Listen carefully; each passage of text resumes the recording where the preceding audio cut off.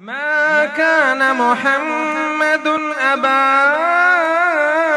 أحد من رجالكم ولكن رسول الله. میرا وہ پہلا پیام لے کر صبا نہ جانے کدھر گئی ہے، لکھا ہے دستے دعا پہ اشکوں سے ایک تازہ پیام آقا سلام آقا. سرکار کے قدموں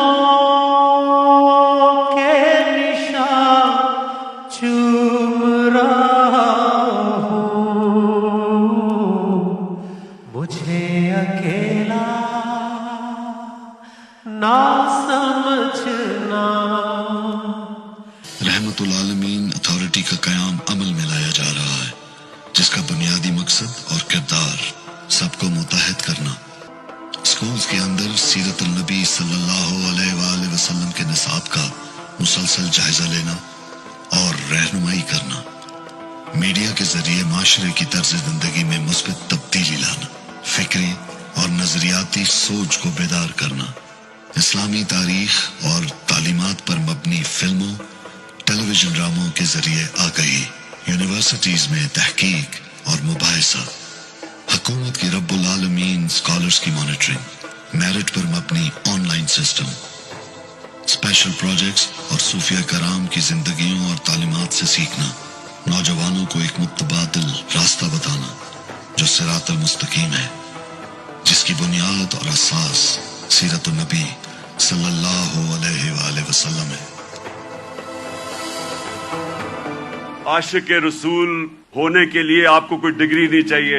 ہمارے دل میں اگر اس کی اللہ محبت ڈال دیتا ہے، میں سمجھتا ہوں کہ وہ بڑا خوش قسمت انسان ہوتا ہے. 622 میرے پیارے نبی صلی اللہ علیہ وسلم ہجرت کرتے ہیں مدینہ، 632 وہ دنیا سے چلے جاتے ہیں، پردہ کر دیتے ہیں. میرے نبی صلی اللہ علیہ وسلم وہ چلتے پھرتے قرآن تھے.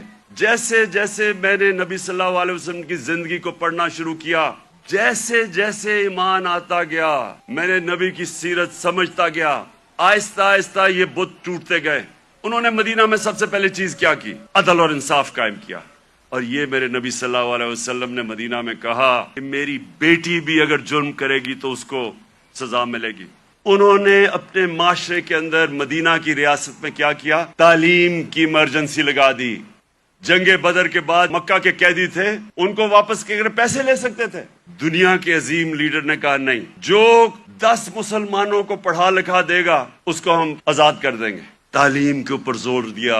جو میرے نبی صلی اللہ علیہ وسلم نے انسانیت کا نظام دنیا میں شروع کیا تھا، وہ آج ان ملکوں میں مل رہے ہیں جو مسلمان نہیں ہیں. اللہ نے میرے نبی صلی اللہ علیہ وسلم کو رحمت للعالمین کہا تھا. جو بھی معاشرہ میرے نبی صلی اللہ علیہ وسلم کے احکامات پہ چلے گا، جو بھی ان کی سیرت پہ چلے گا، وہ مسلمان ہیں یا نہیں ہیں، اللہ کی ان کی برکت آ جائے گی ان کے اوپر، کیونکہ وہ رحمت للعالمین تھے.